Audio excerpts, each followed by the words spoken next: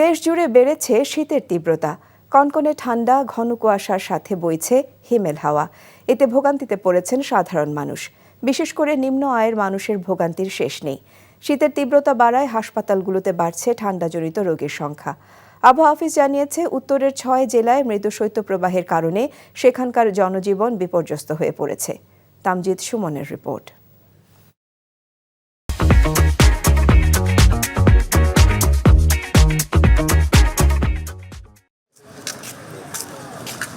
রাজধানী ঢাকায় এমন চিত্র তখনই দেখা যায় যখন শীতের তীব্রতা কয়েক গুণ বেড়ে যায়।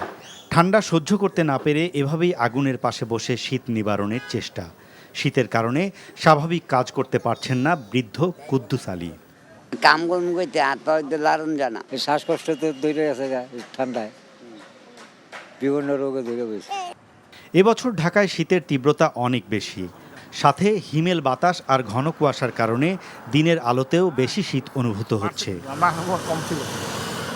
শুক্রবার ঢাকার সর্বনিম্ন তাপমাত্রা 13.6 ডিগ্রি সেলসিয়াস রেকর্ড করা হয়েছে।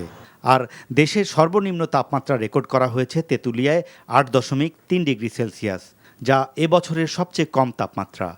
তীব্র এই শীতের কারণে খেটে খাওয়া মানুষের বিপদ বেড়েছে কয়েক গুণ।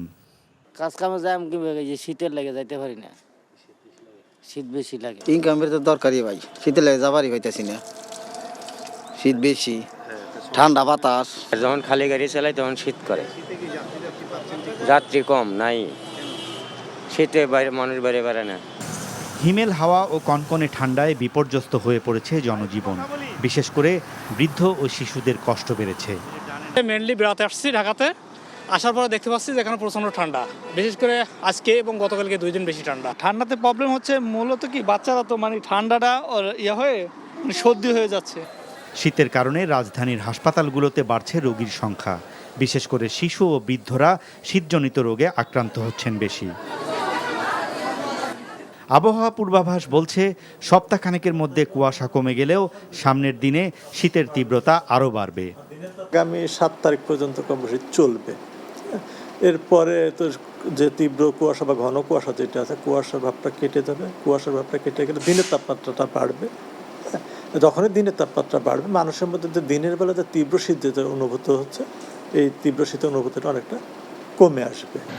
এদিকে শৈত্যপ্রবাহের কারণে রংপুর বিভাগের পঞ্চগড়, নীলফামারী, কুড়িগ্রাম, দিনাজপুর এবং রাজশাহী বিভাগের নওগাঁ, পাবনা সহ প্রায় সব জেলাতেই জেঁকে বসেছে শীত। এছাড়া চট্টগ্রাম, ময়মনসিংহ ও বরিশাল বিভাগেও বেড়েছে শীতের প্রকোপ। Tamjid Suman, NTV news, Dhaka.